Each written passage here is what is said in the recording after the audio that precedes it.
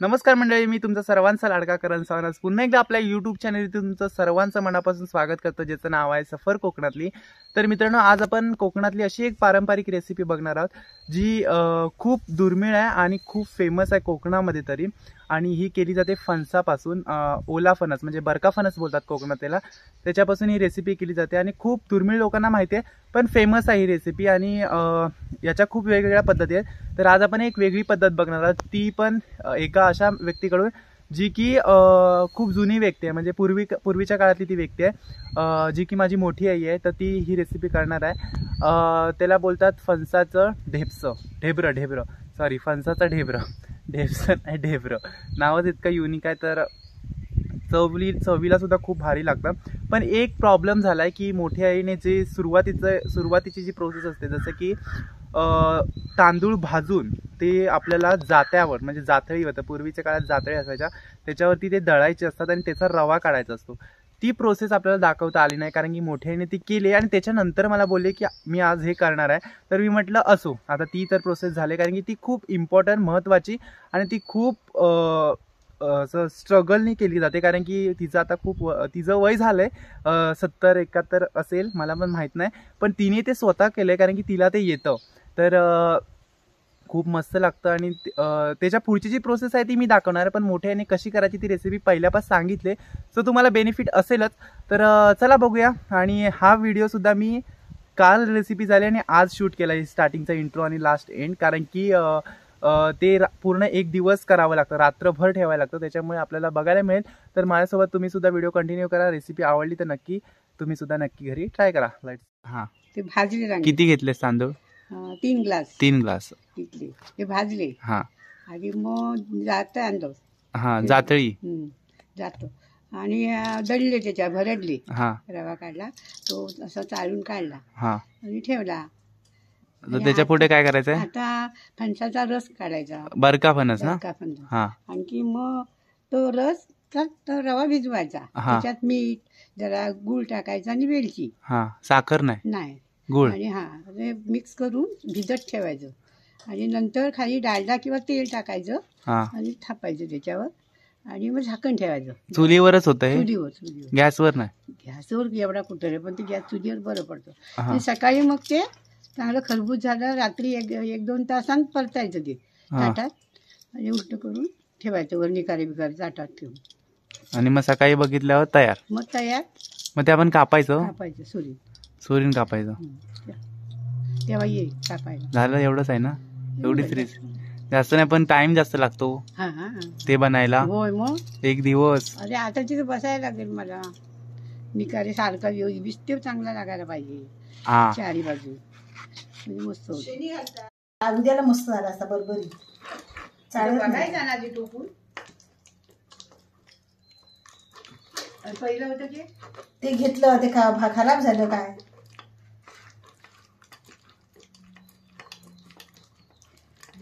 हे आता काय करायचं? कसं झालं ह्याचं काय करणार आता? तापवणार काय? हे मग तो रवा असतो ना, त्याच्यात टाकायचा, जरा म्हणजे हे व्हायला पाहिजे, उमळायला पाहिजे। मग जेवायच्या आधी ते तयार करून ठेवतील आणि जेवल्यानंतर ते चुलीवर घालून ठेवणार। ते कधीपर्यंत घालून ठेवणार? सकाळपर्यंत। सकाळपर्यंत ठेवायचं चुलीवर, मग मस्त होतो।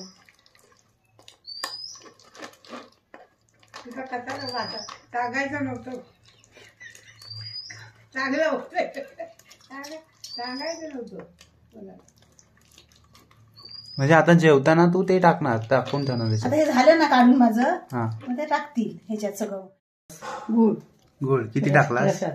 जरासा आपला, जरासा गोडासाठी। आणि ते तांदळाचं हे ना, रवा आणि टाकायचं, अजून टाकायचं आहे रसात ते टाकला गुळ। हे काय? वेलची पावडर।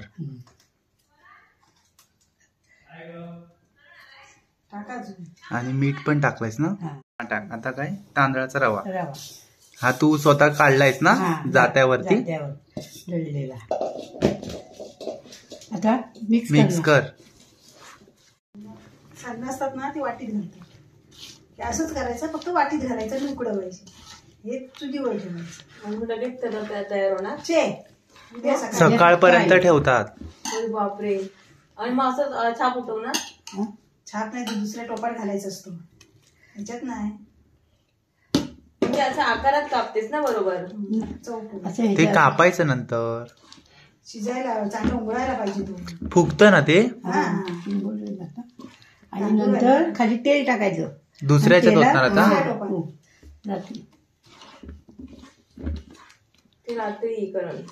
मला माहिती आहे. मग तुला परत यावं लागेल. हो, मला बोललं होणार आहे, मी येणारच आहे. मी पण. काय मोठे पाना मोठे आहे काय करते असं या सगळं ते लागणार तेवढं. लागेल तसा पातळ होईल ना. पण आता हा, भरपूर वेळ शिजणार लागणार आहे. चांगला ना, रस रस चांगला शिजू दे ना. हे नाश्त्याला खाणार तुम्ही उद्या? बाई. अगं हाऊस म्हणून करायचं नाश्ता म्हणून ना बाई. लोक भरपूर करायचे. हा, ते आता मोठे व्हायरल झाले युट्यूबवर. हा. ते मोठे तर तोंड पण घ्या कापताना पण घ्या कापून तेव्हा पण घ्या. हा, मग आणि एक फोटो हातात घेऊन. कधी थापणार आहेस? सकाळी हा, सकाळी. मग मला आठवणीने बोलव, नाही तर घरी घेऊ. कापायला नव्हे, कापायला. हा, ते चालेल, नाही तर घरी घेऊन याल डायरेक्ट. या रे, घ्या. नाही नाही ये तरी किती वाजता? ह्या आता दुसऱ्या टप्प्यात घालणार खाली. हा ह्या रवा उमलायला पाहिजे 2-3 तास. हा, मग नंतर ते घालणार ना. त्याला तेल गरम करणार. आता एवढंच करतेस ना? हा आता झाकून ठेवणार हे. हा हे फोनवर पाठवलंय डेबऱ्याचं. हा, मग हो तेव्हा सोनू म्हणतो डेबरं झालं काय म्हणून काय करते. तर ह्याच्यावर काजू टाकलायस ना? हा याच्यात टाकलं. चांगलं मस्त आलंय का वरती? हा आलंय चांगलं. ठेवायचे चांगले तेलातच करायचं असतं. लोक पाण्यात करतात, मी तेलात करते.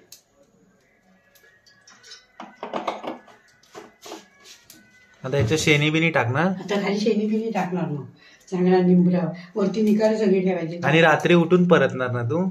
नाही नंतर जेवण बी झाल्या परतणार. हा, म्हणजे नंतर परत. हा मग वास येतोय का बघ? हा, येतोय म्हणून इथपर्यंत येतोय मला. काय बोलतो होय. आता मला हे पाय घाला माझा पाय होय निंबरा.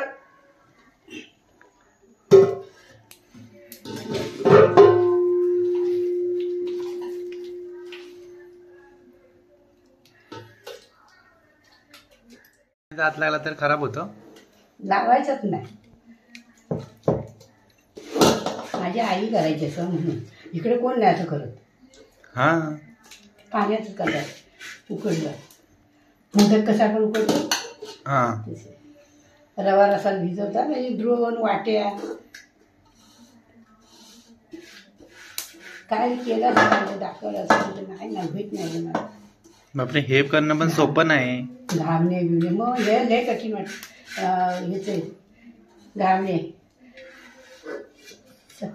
एक घामणा 7 कप्याचा. म्हणजे एका घामण्याला 7 कपे कप्पे म्हणजे पुरण घालायचं. पुरण नारळाचं शेंगाचं असतं ना हा. ते. आता एक झाला ना तुमच्या आई अनारसे एक झाला की त्याला एका बाजूला घालायला आणि तो परतायचा आणि त्याला जोडायचा दुसरा. असे 7 कपे. हे रात्री परतणार म्हणजे जेव्हा उलट होतं असं ताटावर करणार होतं. हे सगळं तेलातच ना रे.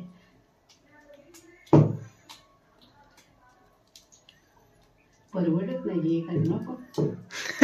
तेल सगळं वड्यात.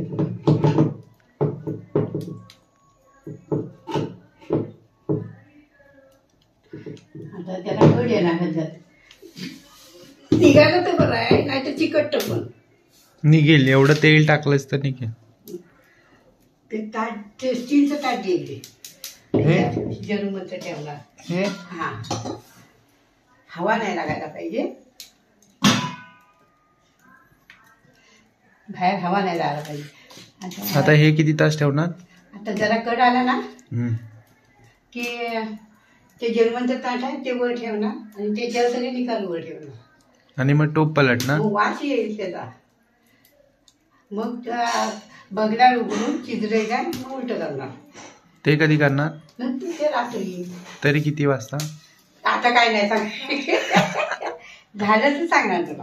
तरी 1-2 तास ठेवणार ना होय, सर? होय. 1-2 तासानंतर पलटी करायचं हा. ना? चांगली शिजायला होणार रे हा. हे घाल. आता मग आता हे रात्रभर असंच ठेवणार ना? चुलीवर असा विस्तव एवढा नाही ना ठेवायचा? नाही ना, आता कढी यायला राहायला पाहिजे हा, नंतर मग नंतर शेणीवर कढी करायचं ते वाटीवर होतं वाफेवर. चालेल. या कढी खाली खालचा भाग ना येऊ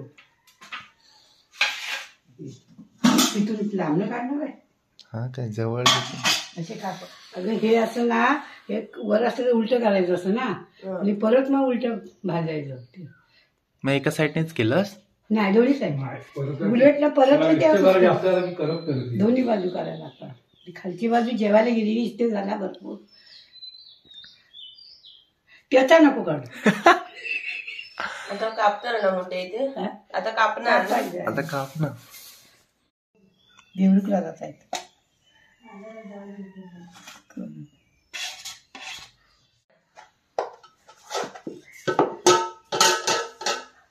भाजले चांगलं वास येते. तर मंडळी फायनली रेसिपी तुम्ही बघितलीत.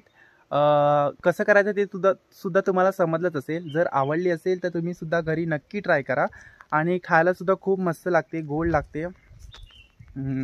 आणि बाकी तर तुम्हाला माहिती आहे. व्हिडिओ आणि रेसिपी आवडली तर व्हिडिओला नक्की लाईक करा, शेअर करा आणि कमेंट करा. आणि सफर कोकणात या यूट्यूब चॅनल नवीन असाल तर बाजूच्या रेड बटनला क्लिक करून सबस्क्राईब करा, जेणेकरून आपल्या अशाच नवनवीन व्हिडिओ तुमच्यापर्यंत पोहोचतील. तर भेटूया अशाच एका नवीन व्हिडिओ. तोपर्यंत काळजी घ्या, आनंदी राहा. बाय.